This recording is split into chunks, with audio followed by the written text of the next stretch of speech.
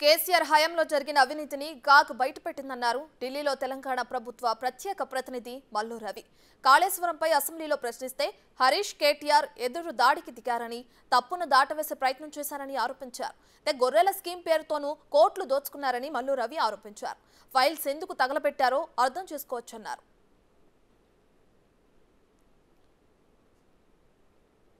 రాష్ట్ర ప్రభుత్వంలో ఉన్న నాయకుల్ని రెచ్చగొట్టే విధంగా మాట్లాడారు.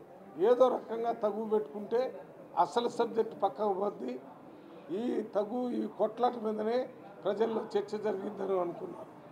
కానీ ఈ కాగ్ రిపోర్ట్ రావటం వల్ల మొత్తం టీఆర్ఎస్ ప్రభుత్వం ఈ 10 సంవత్సరాల్లో ఈ కాళేశ్వరం ప్రాజెక్టులో ఎంత అవినీతి జరిగింది, ఎన్ని అక్రమాలు జరిగినాయి అనేది ప్రజలకు మరొకసారి స్పష్టంగా అర్థమైంది. ఇంకోటి, మనం గొర్రెలని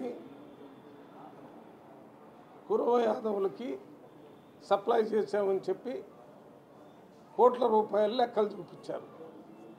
ఆ గొర్రెల ట్రాన్స్పోర్ట్కి ఒక మామూలు వెహికల్ మీదనే 20-30 గొర్రెలు ఒక చిన్న మోటార్ సైకిల్ మీద తీసుకుపోయినట్టు, 100-200 గొర్రెల్ని ఒక చిన్న ఆటో బండిలో తీసుకుపోయినట్టు, ఈ రకంగా అదే కాకుండా మనం చచ్చిపోయిన వాళ్ళని తీసుకొని పోవడానికి ఉపయోగించేటటువంటి అంబులెన్సుల్లో కూడా గొర్రెలు తీసుకుపోయినట్టు.